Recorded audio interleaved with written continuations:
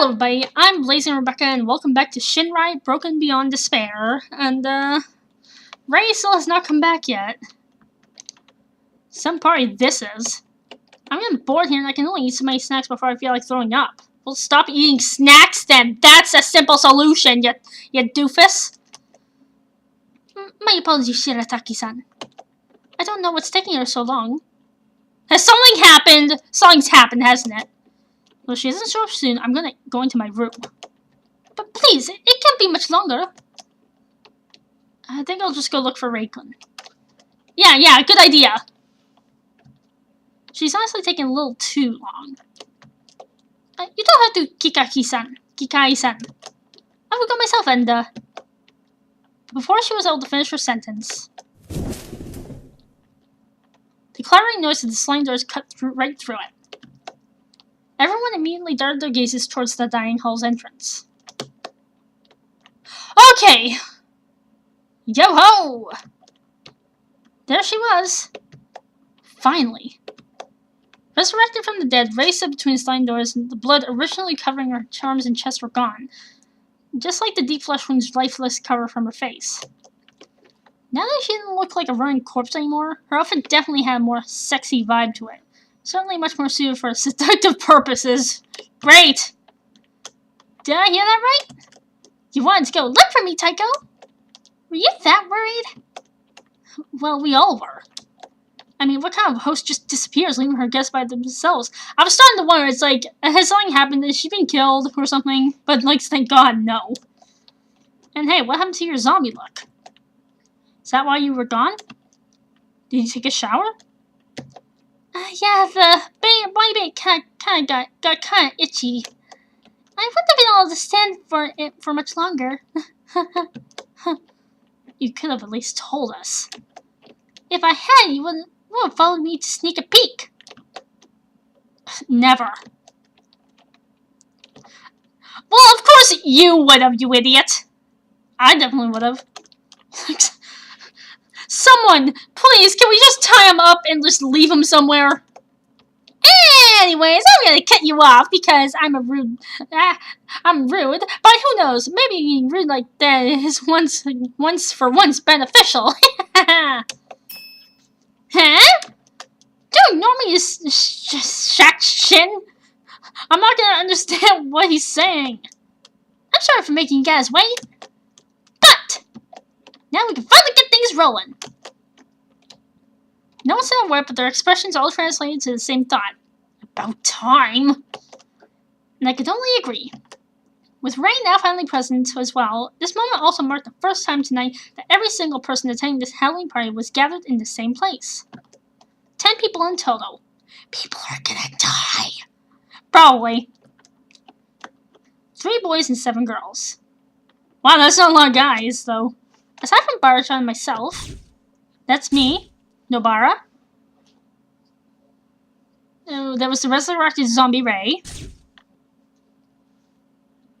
The twin shrine maidens Runa and Momoko. Carmen the Black Witch. Mika the Reaper. Count Hirokula. Convict Kotoba, and yeah, his costume makes a lot of freaking sense. The unsuspecting love-trapped victim Taiko. Whole team's here! For a giant resort that was sure was a small number of guests.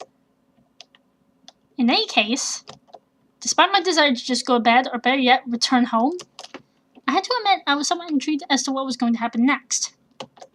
Everyone was. Except for Runa, no one else had the slightest clue what exactly Ray had planned for us tonight. One thing was for certain, though. A horrifying chain of events was to unfold. One that not even our host could have foreseen. Foreshadowing!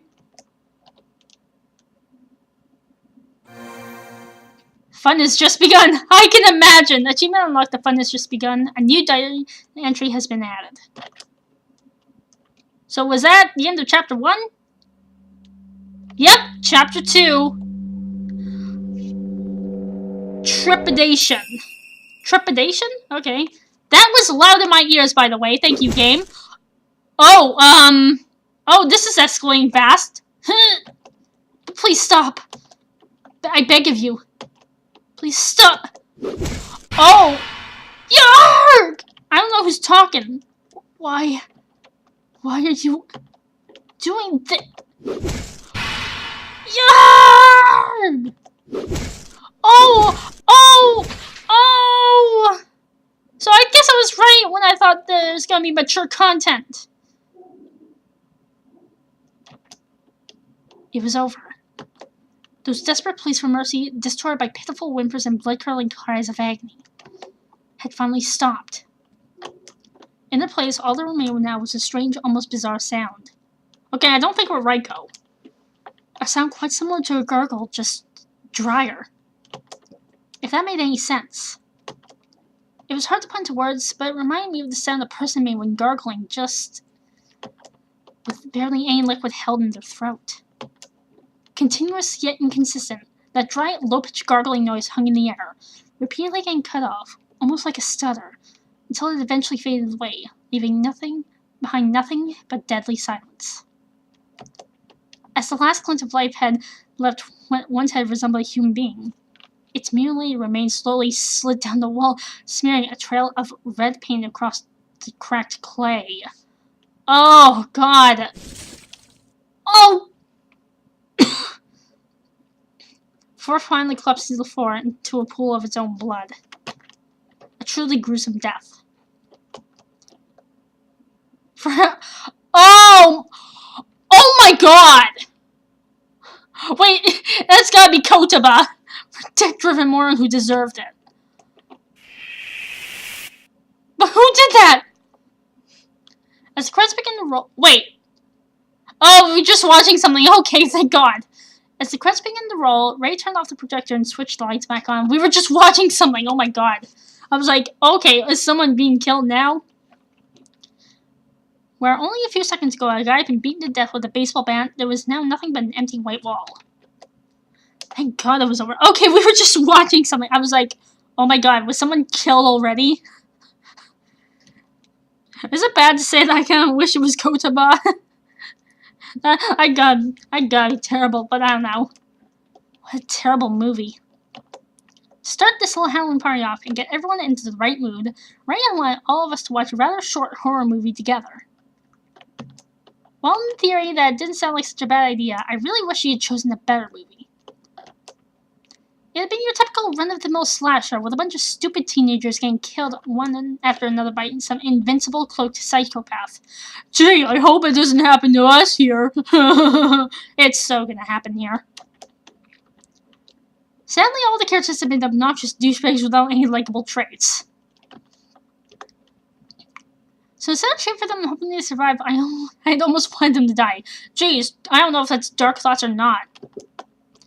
If that hadn't been enough, the poor acting, small special effects, and bad writing had turned the whole thing into more of an unintentional comedy flick than actual horror. Needless to say, I hadn't been scared in the slightest. However, well, of course no bar would be scared. Holy crap! That was like the scariest and goriest movie ever! That was... The way that one guy his eyes gouged out with a toothpick was just messed up, man! Messed up! Ugh, my ass is still twitching. What, we're watching Corpse Party? Like someone playing Corpse Party? I'm sure heck ain't gonna get sleep tonight. I know. No one saw that one coming, huh? Barchan had been absolutely terrified by that cinematic disaster, clinging to my arm and literally squeezing it numb the whole time. Only now that I finally start to feel some blood running to my fingers again. If Ray's intention behind showing us a movie had been to turn us into nervous, paranoid wrecks, so it'd be easier to scare us with whatever else she had planned for us tonight, then at least when it comes to Barchan, she had definitely succeeded. Although, to my surprise, Barchan wasn't the only one this movie seemed to have taken quite a toll on. Of course, Hiro hadn't been impressed at all. On the contrary, He had even been laughing throughout most of the movie, poking fun at the bad effects and stupid protagonists. His precious Peach, on the other hand, had accompanied the movie score with terrified whimpers and occasional shrieks from start to finish. She actually looked rather pale now. Common and Runa's faces also looked quite colorless. In order to give themselves the courage to keep on watching, they had been sitting shoulder to shoulder, holding hands, and even hugging each other during the especially gory parts. Every now and then, they also joined into the shrieking choir. As for Ray and Taiko, well, neither of them had paid too much attention to the movie. I guess Taiko wanted to, but Ray wouldn't let him. She had used every opportunity, every single jump scare to throw herself at him, acting all scared and hoping he'd take her into his arms to comfort her. I had no idea if he had actually realized that she had only pretended to be scared. But whatever the case, the poor guy seemed rather exhausted and slightly disturbed now. Similar to Ray, Kotoba had also tried using the move to his advantage in order to get close to any of us girls.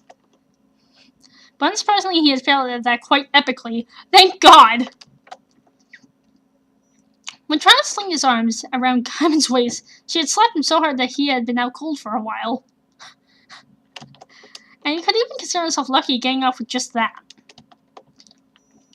I mean, if Mika hadn't been preoccupied with other things, who knew what she would have done to him?